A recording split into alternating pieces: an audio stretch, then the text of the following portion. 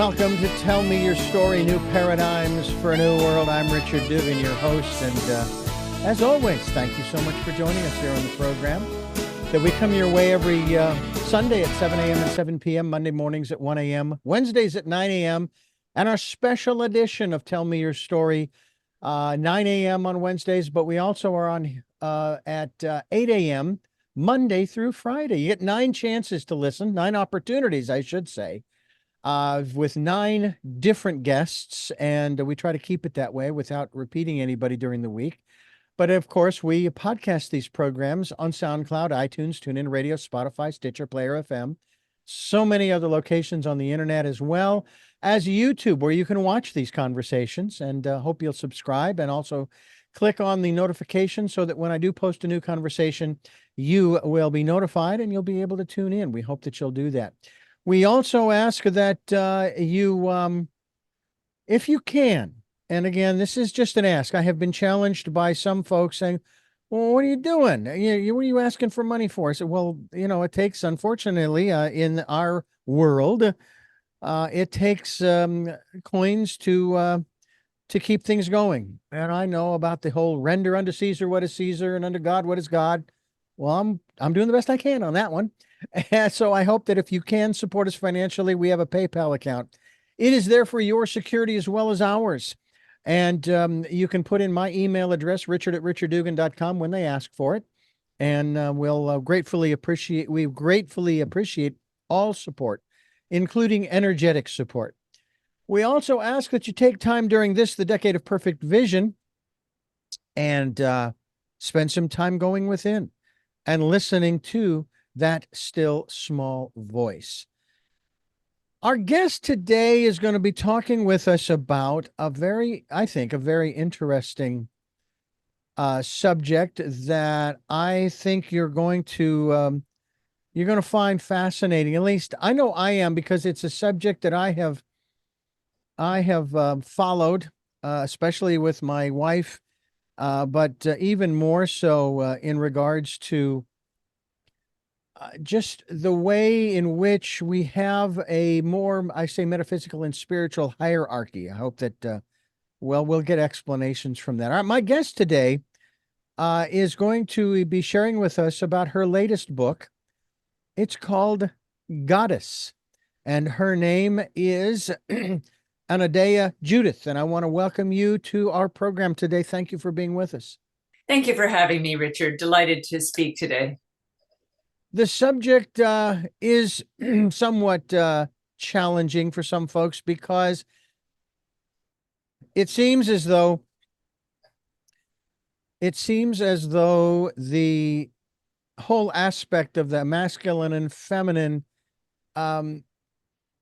in the more material world, shall we say, is an effort on the part of the women of the world to take over.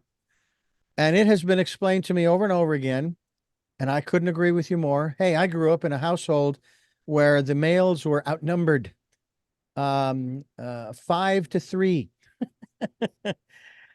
But it's I think the thought is that, they want to take over, and I've learned that no, that isn't it. It's sort of along the lines, but not quite this, and help me along there here if you can, of the Equal Rights Amendment, if you will, that women and the feminine energy in particular just want equal, equitable opportunity.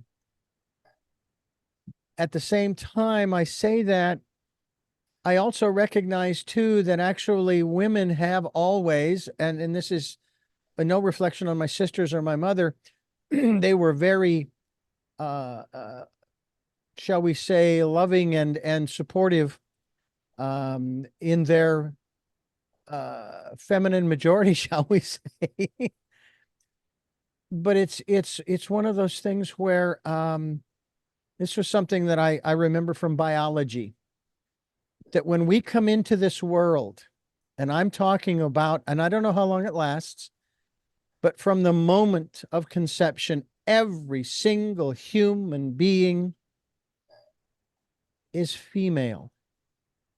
And it's not until the DNA kicks in, the chromosomes kick in to make the determination that you're going the physical body is going to be male and female. And I find that fascinating. What's from your perspective, and we'll dive into, of course, your book here, Goddess. From your perspective, what does that mean? That the chromosomes divide after the egg is fertilized? Why is it that we start out, all of us, every human being starts out as a female? Well, we all came from the mother. That is no matter how you were born, no matter what kind of mother you had, whether you were adopted because your mother had to give you up, whatever the reasons, we all came from the mother. So that is our origin. And if we look back at humanity's history and we go back to the prehistoric times, and history really is his story, that was the onset of writing coincided with the onset of patriarchy. But if we look back before that, everyone worshipped a goddess. She was the earth. She was the mother. She was nature. She was everything. And as she evolved into gods and goddesses. So there was masculine and feminine. It was not a matriarchy. It was a partnership society where men and women worked together and saw the divine in each other and in all things. And, you mentioned about, equal rights. And of course, the Equal Rights Amendment, which was proposed almost 100 years ago, still has not been passed. But it's not just about women fighting for their rights. That has been a wave of feminism that started in the 60s and is very important. But it's about the feminine values contributing to the public conversation. The conversation that occurs within politics, the conversation that occurs within education, within medicine, within economics, within all the institutions we have, the feminine contribution of compassion, of connection and working together in collaboration rather than competition, the feminine contribution of love, of beauty, of building a world with beauty. That's something the feminine brings in that the masculine has been more utilitarian. Let's get this done. Let's go for efficiency. But what about beauty? What about aesthetics? That's some of the feminine. So we're missing that from our world. So it's not just about elevating women. It's about bringing to women and men the feminine contribution. And of course, even when the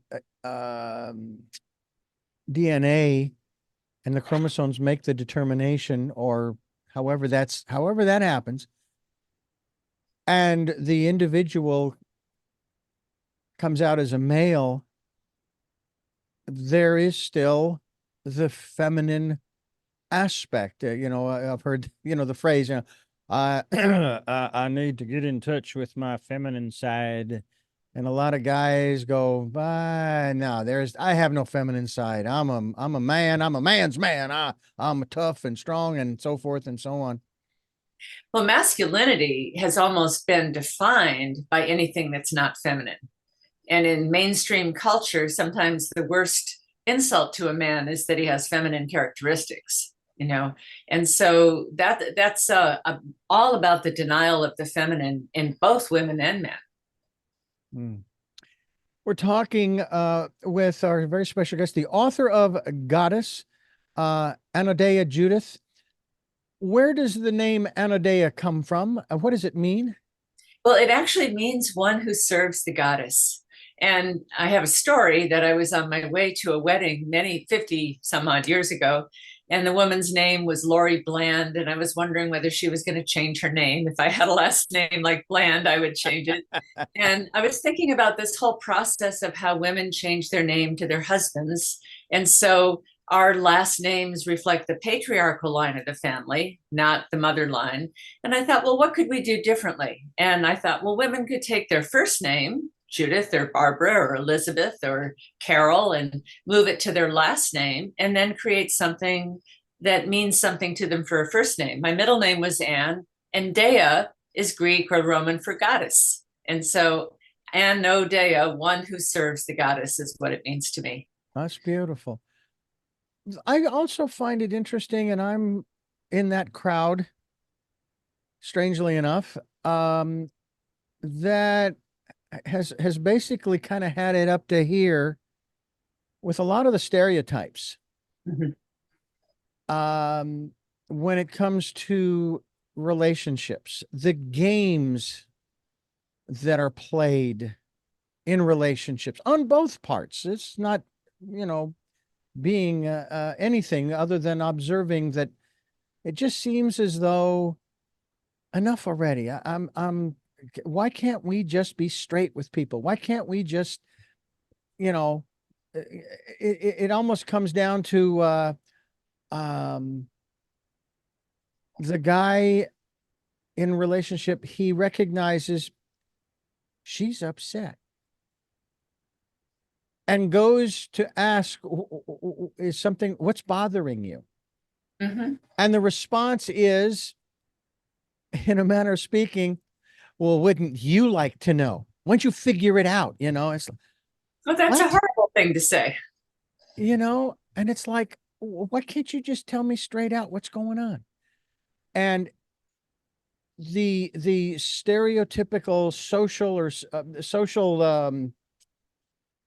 I guess you might call them norms. There's a line in a country song that I where this couple is having a rough time, and he's singing about how they're, you know, going through all of this, and basically the line in there is, and you think, I'll paraphrase, you think that a ring is going to fix all of the problems that we have, as if a ring and a ceremony and a trip to Paris and another child and whatever it is that, you know, it seems as though there's this, we don't seem to be happy with who we are and where we are, whether we're male or female. Well, I agree. And I think the system itself of being so regimented into what is male and what is female and having these stereotypes, it doesn't really work for anyone. It doesn't work for the men, it doesn't work for the women. And stereotypes are what happens to archetypes when we flatten them. The archetypes of our ancient mythology and the stories that used to bind a society together were whole archetypes. They had light and shadow. They had male and female characteristics. They represented something. They had lives. They had feelings. They had, you know, engagements and stories that they told of how they interacted. But when we reduce it to a stereotype, whether that's the man in the gray flannel suit carrying a briefcase to work, or the woman on the billboard in the black sexy dress, those are stereotypes. They have no dimension. They're flat. And one thing that the goddess religion brought was a deep, a richness of mythology and archetypes that have more dimension and allow us to relate to them from a more whole place. And I think what you're talking about in relationship, this is what we want to grow out of. We want to grow into more mature relationships where the men are treated like God and the women are treated like a goddess. And then we're working with the whole deck, and we can actually interact and create a new world and give birth to something. Hmm. I would have to say that I watched my sisters and my mother, to a lesser degree, as they transformed, as they grew.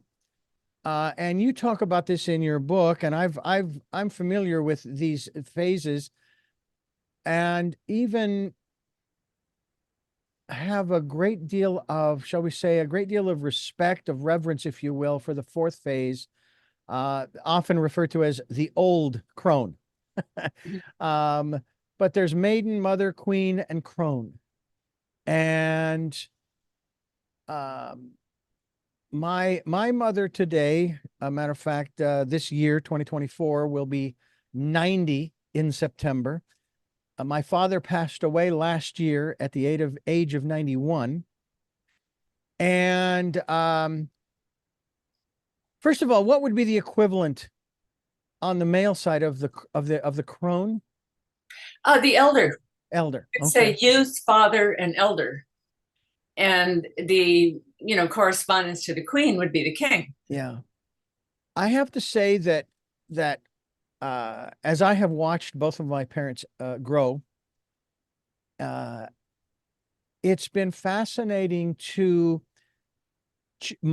for my experience of them to have changed. For the longest time, of course, they were parents, mother and father, taking care and so forth. But as I entered into my first and then second marriage, which, by the way, is my last, I have no intention ever. I'm going to do everything I can. I said this following the divorce, that I would do everything I could to make the second one work, because going through what I went through was just too much. And mine was nothing but comparison to what a lot of other people go through. But one of the things that I experienced with my parents was that they transformed from parents to very, very good friends. Mm-hmm.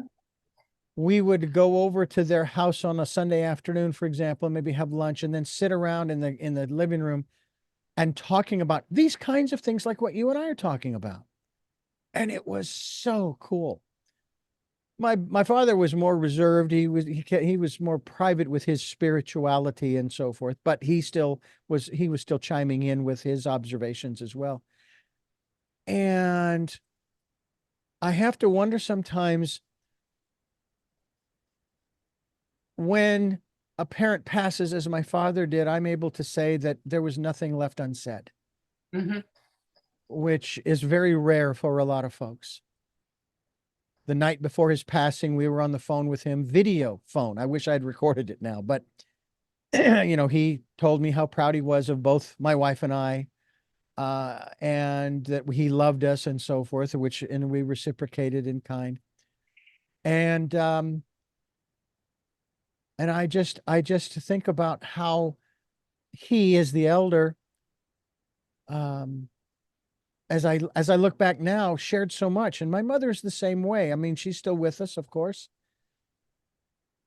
When you start looking at these archetypes, and I've heard it said that mythology is only, I'm just going to use a figure, it's only half make-believe, so to speak. It's only half fiction. There is truth in there. Mm-hmm. Talk to us about the truth, if you will, the reality of the goddess in our world, civilizations, and society. Well, the goddess represents the phenomenal world. And we have to say, this is a phenomenal world that we live in. It is phenomenal in every aspect. And she represents the spring coming out right now in the Northern Hemisphere. I'm looking outside my window at the leaves just in little buds about ready to burst. She's that life force. And in the mythology, there are stories about how she was treated and what was the result. For example, the Greek goddess Demeter was the goddess of the grain. She was the goddess of the harvest, the agricultural goddess, which harkens back to really an ancient earth mother. And when her daughter, Crone, who was the spring maiden, was abducted into the underworld, well, what do you know? The crops failed, the animals were sickly, people started starving. And not only that, Hades, who had taken over the underworld, had no way to rebirth the souls that were down there. And it got very crowded because he had no woman to give birth and bring those souls back to another lifetime. And so they had to do something about it. And it's a long story, but at one point, when the situation gets really bad, Demeter says, build me a temple and re-establish my rights. And this was a time when some of the goddess temples were getting destroyed and some of the goddess religion was getting dominated. And by reestablishing my rights, you restore an order, a holy order. I call it the holy order of Mother Earth, which is home. That is the order of our home. So, in some mythologies, we talk about the fall, patriarchal religions talk about the fall. That's where humanity went wrong. I don't think it was the fall. I think it was the separation from the earth. And we need to fall back down to the earth. It was the denigration of the earth, the denigration of the body, of the material world. This is a beautiful world we were given. It's not an innate bunch of matter to manipulate. It is something to celebrate that gives us life. So, how does that affect us today? We have an environmental crisis. We have denied the goddess. We've denied the body. We have health crises. People aren't healthy, they're sick. And, we have health insurance crises, and we had the pandemic. We have things that come out of denying this feminine aspect of the polarity. Nothing wrong with the masculine. It's holy, it's grand, it serves, but it's not, it's without a partner. And we've been growing up in a broken home. You talk about your family, and the family is an important unit, but we've been growing up in a cultural broken home, raised by a father with no mother, no knowledge that there ever was a mother, and the father doesn't even date. Yeah. Do you think, from your perspective, that we need to go back to certain aspects of, let's just say, of family structure? Because I'm hearing this an awful lot from some circles. And understand, I was born and raised Catholic. I went to work in the 80s and early 90s for a Christian radio station. And I was constantly hearing, not when I was growing up, but at that station, we need to go back to the way it was, in the 50s and so forth. And I'm thinking, well, there are a lot of people in the 50s that didn't care much for the way they were treated, That's right. which is another subject for another day. But nonetheless, it's like the fact is that the only constant in the universe is change, and you can't go back, no matter how badly you want to go back. And the other, I'm going to call it a dichotomy from that particular mindset, is that there's also the belief in all of the various, we'll call them prophecies, okay, about the way things are supposed to go, the God's plan, by the way, God being male in this instance. And they talk about on their various programs, even to this day, but even back then, about how our society is going to hell in a handbasket, as if they're surprised. It's, wait a minute, you believe in these prophecies, and yet you're railing against society for what it's doing, when this is all part of what you believe this is supposed to happen.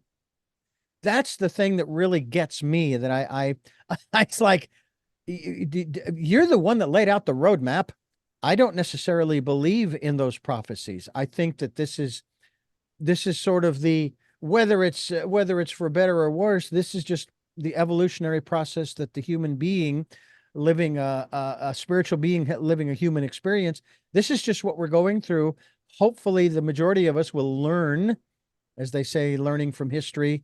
If you don't, you're doomed to repeat it. But I've even heard that with what we're going through here in this country alone, with, and I'll just keep it generic as I can, the polarity that we are experiencing right now. And the fact that it seems as though, from, again, this is my observation, mind you, there are people who, they're not making any sense. What they're accepting as truth, what they're accepting as reality, it's like, I don't know what world you're living in, because I don't see that. It's kind of what you just said about how beautiful this place is. Yes, there's room for improvement, but this is still a fantastic place. Talk to us about, I know I put a lot on the table there. Well, yes, it is a beautiful place to, when we believe everything is sacred, and the trees and the rocks and are sacred, we treat the world differently. When we honor the beauty, we build our buildings differently. People are suffering from that. And yes, I believe the world is quite delusional right now. And part of that, I think why people are going down the conspiracy rat hole of whatever it is, and some will say that's conspiracy and some won't, but it's because we are hungry for a good story. Now, there's a difference between a prophecy that says, well, this is going to happen, a savior is going to come and save us, and you don't have to do anything, you can sit there and twiddle your thumbs. This evolutionary moment is about having us all wake up and take part in the co-creation of our world. And we co-create it with each other, men and women together. We co-create it with divine, however you define that to be. But I say that if we define it as masculine, we need a feminine to go with it.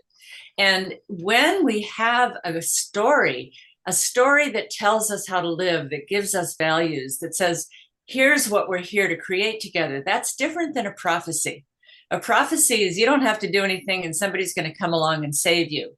A story is here's how we work together. And the story I see is that we're here to give birth to a new age. And that age is learning how to create heaven on earth, not go up to heaven and leave the earth, but to bring heaven down to the earth. In fact, a friend of mine says, we don't need to raise hell to change the world. We just need to lower heaven. I love that. That also sounds like a great line in a country song too.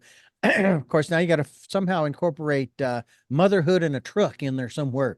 Yeah, well, I got another line for you, that a religion without a goddess is halfway to atheism. I would tend to agree with you. Anodea Judith is my guest, anodeajudith.com. That's spelled Anodea JUDITH.com. We'll be linked to that website as we continue here on Tell Me Your Story. I'm Richard Dugan, your host, and this to me it's a fascinating subject. I hope that you folks are enjoying it. I will also tell you, Anodea, that some years ago, and actually, I think it was about 10 years ago, actually, in 2014, I met a gentleman by the name of Will Lynn, and he was studying for his doctorate in mythology. So we talked about doing a series of programs, which are, of course, available in the podcast form, called Mythosophia, exploring the depths of myth and wisdom.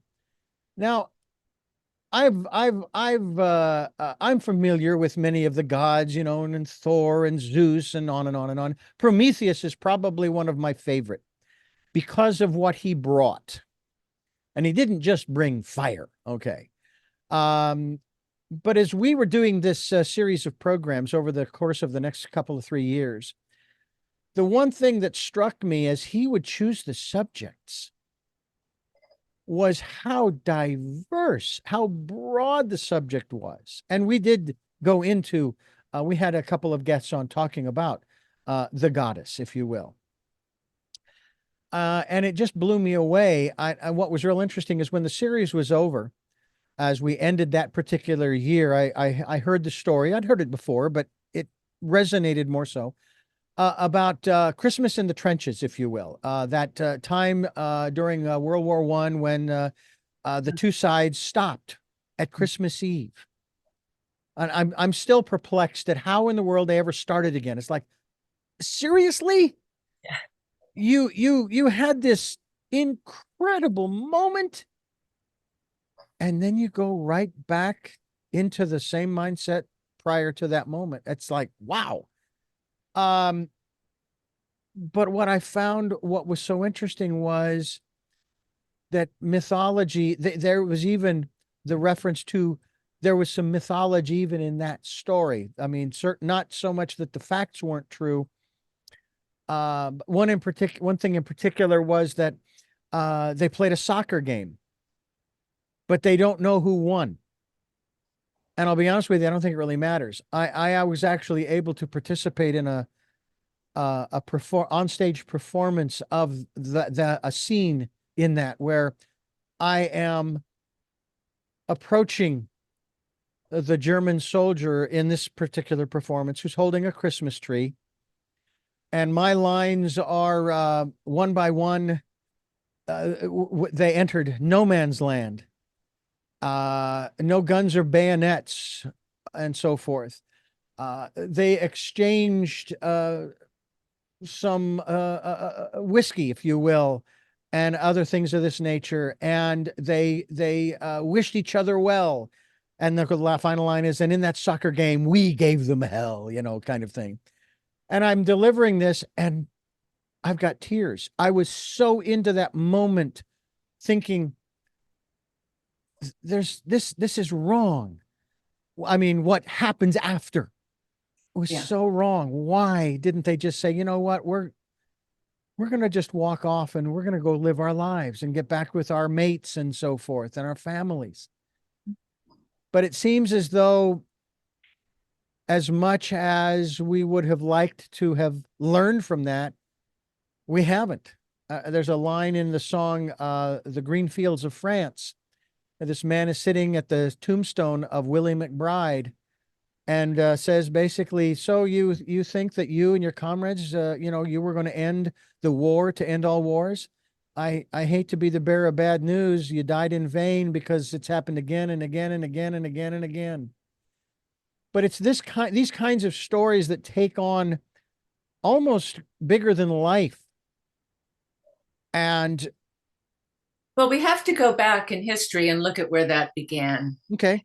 In the early civilizations that were spreading and population was growing, and as they ran into the boundaries of water and food, or a mountain was there, or there was the sea, or there was the desert, they started fighting over resources. And you can imagine that when that fighting started, that the men would pick up their clubs or their, they didn't have swords yet when this began, but, their weapons of whatever. They would tell the women who probably were pregnant or had young babies at the breast to go hide and be safe. And the men would pick up and become the warriors to protect their tribe.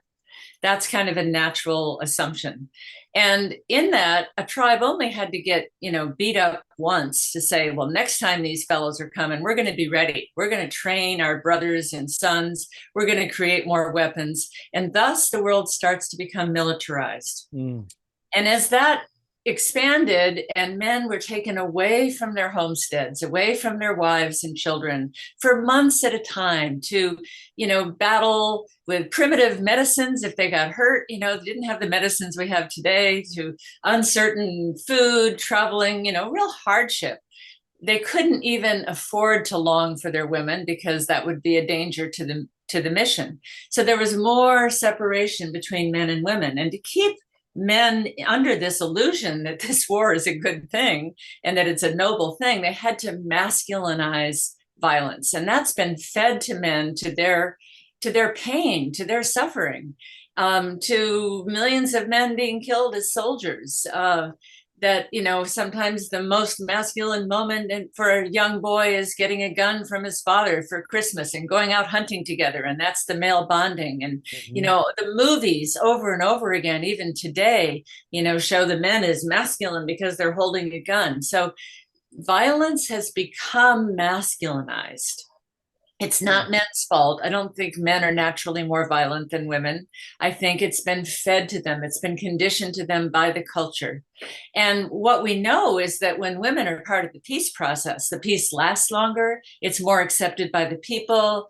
She's more able to see both sides and get them to talk to each other. But women aren't allowed to be part of the peace process very often.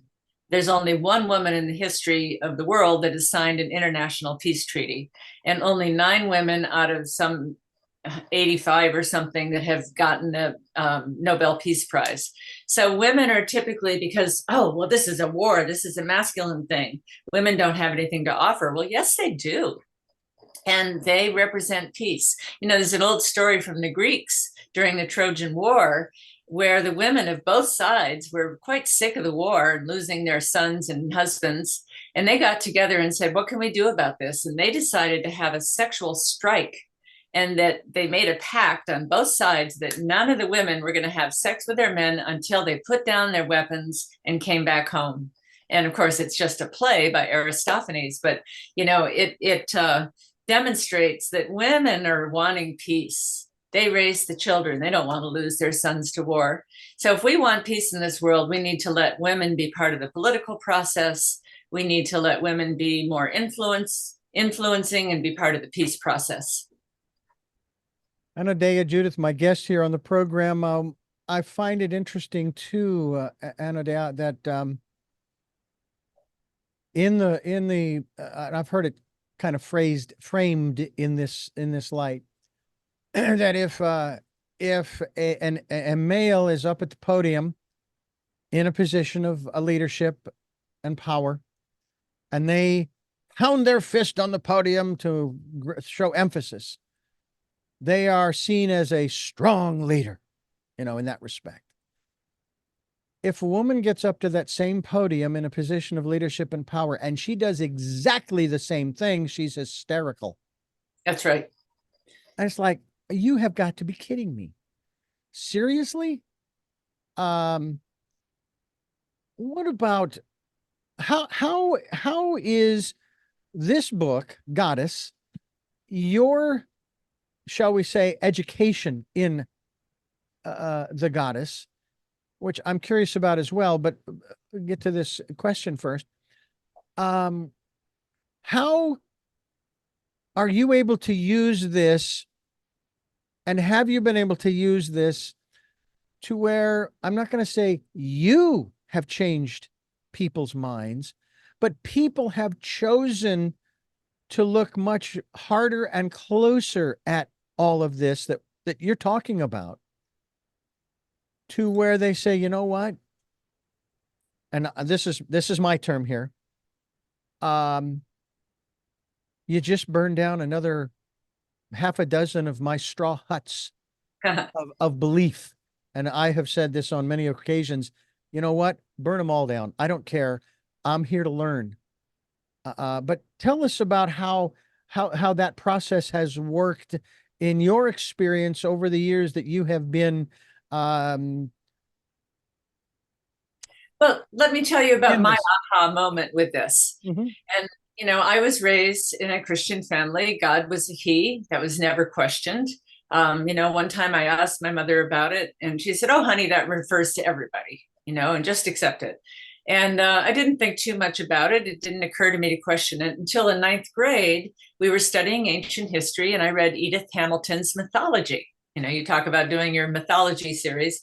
And I learned that once upon a time, there were gods, many gods and goddesses. And that was a revelation to me that the story we had been told was not the whole story. So I began my research way back then into ancient history, into what happened to the goddess, what was life like back then. And I'm not suggesting that we go back to an ancient culture and live that way any more than an adult can go back to the mother and breastfeed. We have been maturing, but it's picking up the thread from there, because that's our roots, and a plant cannot grow when its roots are cut off. And so we want to bring the roots back so that we can grow from there. So that was an aha moment for me, that once upon a time there were goddesses. And I looked at what happened, and I looked at the systematic suppression of the goddess religions, and the, knocking down the temples, to today there's nothing that isn't in ruins, to beheading the statues, to destroying the beautiful art of the classical period, destroying all the literature, killing the priestesses, burning women at the stake, until it was not even safe to utter the name of the goddess. And it was so wiped out from our culture that me, as a little girl, didn't even think to question it, why God was a he. And if God was male, then the male is God. And where does that leave women? And where does that leave the world? It leaves the world in an unbalanced state. And in fact, when I say a religion without a goddess is halfway to atheism, the word atheist was first used in the Roman Empire for the Christians, because they didn't believe in the gods. And they were atheists. A means against, so they were against God. Theism is that the divine is within everything. It's not some abstract, distant figure sitting on a throne. It's in the trees, it's in the animals, it's in the flowers, in the fields, in the crops, in you and me. And it's in everything. That's the theism. So atheists are against the divine. And it was first used for the Christians. I find that interesting too, because even the word Christian, though it was probably originally used by the Romans in their language, was a derogatory. It was as bad as the N-word is today, if you will. And yet they took it on. I find that fascinating as well. And I've also found too, because I've had atheists on this program, that they're some of the most spiritual people. They have a set of values and morals. I think every human being does, which raises the question. We're at 8.1 billion souls on this planet right now, roughly. Would you say that the majority of them who are not involved in a lot of these conflicts and skirmishes and so forth, and they just want to live their lives and provide for their families in whatever way they see fit and live in peace? Greg Braden once said that if we were to get, I think it was at the time, maybe 100,000 souls on the planet to shift their consciousness and start sort of putting that out into the ethers, if you will, we could change the world. And I'm sitting here thinking, 8.1 billion people, and there aren't 100,000 souls that aren't doing that. And at the same time, I kind of get the feeling, because I'm an optimist, I would take it you are too, but I get the feeling that they are doing that, that what we're seeing, because we're so connected these days with our screens and all of that, that it looks like the majority are just going completely bonkers, when in fact it's the minority of the population. Is that your observation as well? Absolutely. You know, as I travel around and I've taught all over the world, people are waking up everywhere. People are coming into consciousness. They're taking on meditation practices and yoga and peaceful mediation and, you know, all kinds of things. They're doing their therapy work. They're waking up. It doesn't make the news because the human brain is attracted to conflict, because it doesn't like inconsistency. It wants to solve that conflict. So the news media knows that if an issue is presented from a point of view of conflict, that it will get the bites, it will get the clicks. But that is just giving us this sense that the world is so more polarized than it actually is. And if you take these two polarities and you actually sit around the kitchen table and have a discussion, people are more the same than they are different. They're more in agreement that they are different. But we are sold into being these polarities in order to keep that engine of conflict going, because it makes money for people. And we have to realize that is the minority, as you say. The majority is waking up. It's just the minority has a louder voice. Yeah. My brother and I had a very... William Butler Yeats poem that said, you know, at the time when things unfold, the worst are filled with a passionate intensity, while the best lack all conviction. So the best are the quiet ones, and the worst are, you know, they're the loudest, but they are not the majority. Well, my brother and I had an interesting conversation following my sister's memorial 2 years ago, and we're on opposite sides of the political spectrum. Mm-hmm.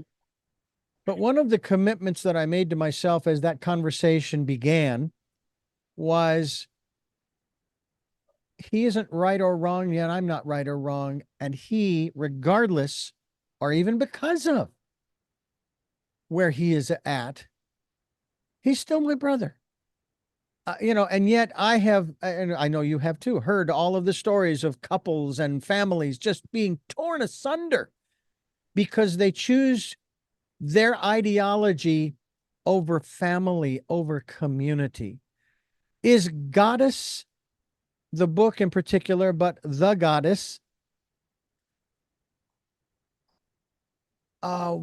here to sort of repair that damage, bring people together?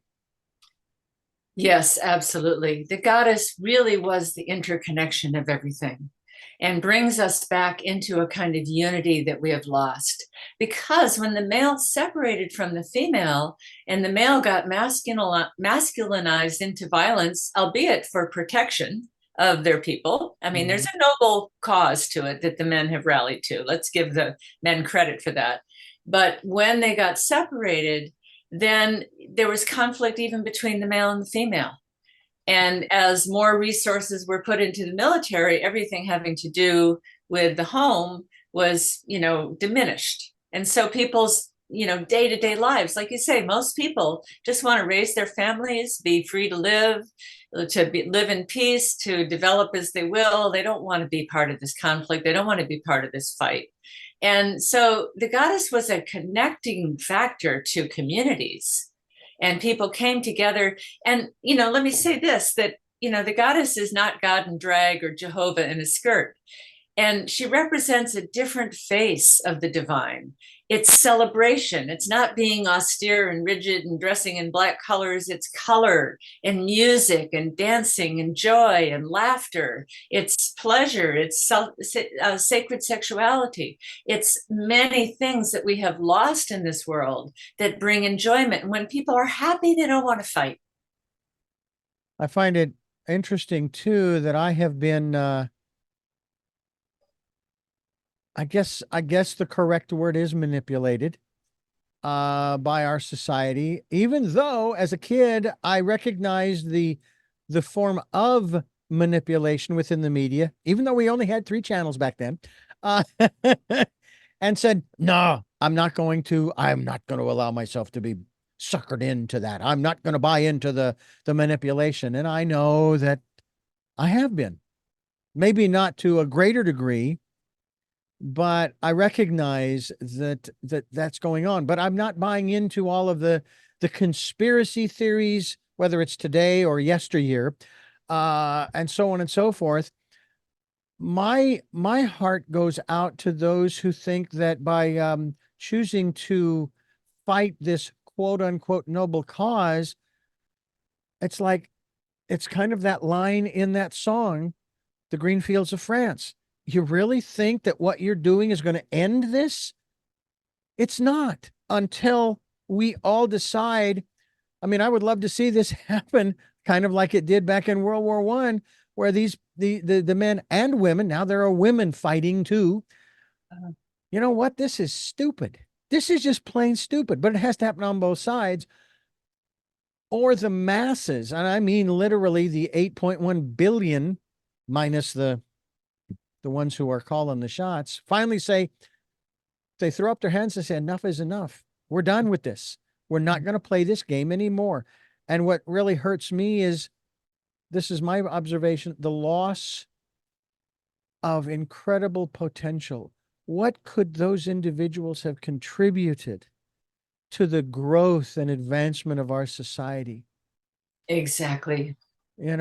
I just, it's like, even if all they did was raise their families, it's like, my father did not believe, I hope he did near the end, but my father shared that he didn't believe that he had really any real part in informing us as people.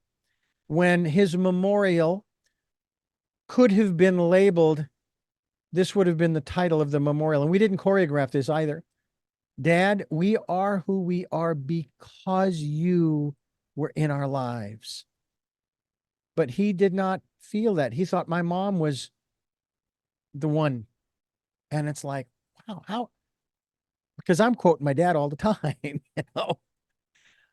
We're talking about Goddess, the book Goddess, and it's available, I'm sure, at Amazon and also through your website, which is AnodeaJudith.com, AnodeaJudith.com.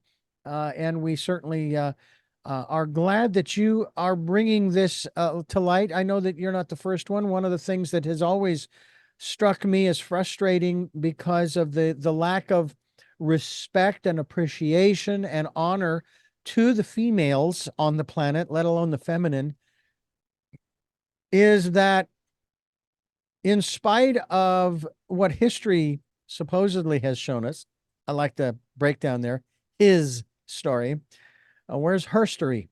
The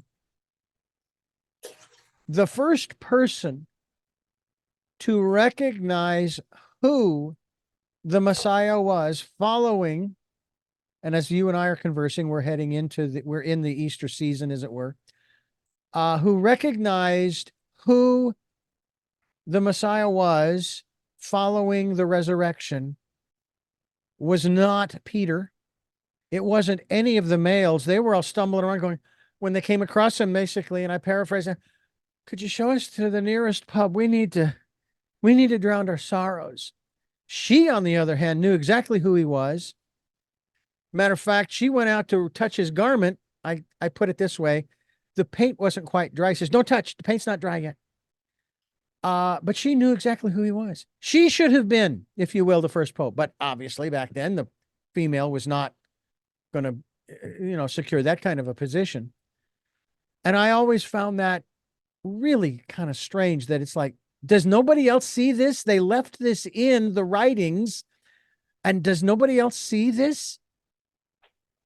You know, This it is just part of seems, that systematic suppression yeah, of women in power, of the goddess religion, of the feminine, that the masculine was defined by everything not feminine. So therefore the feminine had to be repressed yeah, for men to feel like men. And yeah. this was also the repression of females and their contribution. And we've lost that contribution and we're not playing with a full deck. I love that. Well, we can certainly start getting the cards back by picking up a copy of Goddess and going to anodeajudith.com. I have three final questions that I ask all of my guests, and I'm going to ask those of you as well. But firstly, I want to thank you for not only writing this book and putting this together. This is actually a part of a series. I think that it's referred to as the Common Sentience. Yes. It's a mystical book series, and we're really happy through a particular publisher that I have been connected with other series, and this is, to me, it's fascinating, and I thank you for being a part of it and a part of this program. Yeah, and this was Ariel Patricia's, vision and her baby to produce this Common Sentience. The Goddess book is the 14th in that series, and it's many topics of shamanism and angels and sound healing and many different topics that people can learn about. Well, before I ask you those three final questions, I want to thank you for listening to and watching Tell Me Your Story, New Paradigms for a New World, where we're giving you choices and knowledge of those choices to help make your dreams come true. We are here on Sundays at 7 a.m. and 7 p.m., Monday mornings at 1 a.m., Wednesdays at 9 a.m., and Monday through Friday from 8 to 9 a.m. We'll give you 9 opportunities. We're streaming live at those times at richarddugan.com, and the podcasts are on SoundCloud, iTunes, TuneIn Radio, Spotify, Stitcher, Player FM, Blueberry, iHeartRadio, Amazon Music, and many other locations. We're also on YouTube where you can watch these conversations. And I hope you'll subscribe and click notifications so that when a new conversation is posted, you'll be notified and you can tune into it. We also ask that if you can support us financially, we would be gratefully appreciative. We have a PayPal account. It's there for your security as well as ours. And we ask that whatever you can give, use the email richard@richarddugan.com when it asks for it. And we thank you in advance for what you will help us with. And we thank those who have helped us in the past. Thank you. Thank you. Thank you. We also ask that you take time to go within and listen to that still small voice in that quiet, peaceful, calm place. And that's an area that was just briefly touched upon meditation in this program, which I think is a real key to all of this. And we'll have you back to talk more about that as well.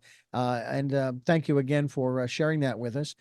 We would like to ask you those three final questions, as we always do to all of our guests. And the first is, who is Anodea Judith? Well, she is a servant of the goddess. She is a creatrix. She is a mother. She is a priestess, a writer, a teacher, a healer. I've been many, many things, an artist. I am really, one of the first goddesses I ever knew was Sarasvati, patroness of the 64 arts. So I write, I paint, I play music, I garden, I teach, I do drama. So I'm really a creatrix. Mm. What is it that gets you up in the morning? Life itself is just a glory. I feel so privileged to be here. Some people say, oh, I wish I was on the other side or something. No, I said, I love being an earthling. I love being in this body. I love what can be created. So I love the creative process. So I get up in the morning to say, what can I create today?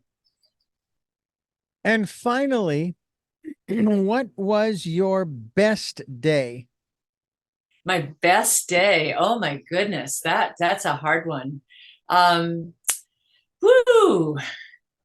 I just have so many. I think maybe skiing in the Dolomite Mountains was one of my best days, or hiking and even in the Dolomites. Giving birth to my son was one of my best days. Mm.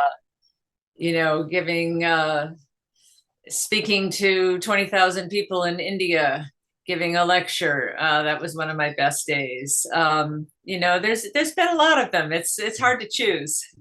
I hear you. Well, once again, thank you so much for joining us, Anodea Judith, anodeajudith.com. Will be linked to your website as well. And we really do appreciate this time, and we really would like to have you back again to continue this conversation. Great. Thank you so much, Richard. And thank you all for listening. And I thank you for listening to and watching Tell Me Your Story. And until our next broadcast, podcast, videocast, love to lull. Jeanette, I am still listening. Dad, continue to be happy because I am. Smokey, I will see you on the other side. And to my dear friend Zorro, aho, aho.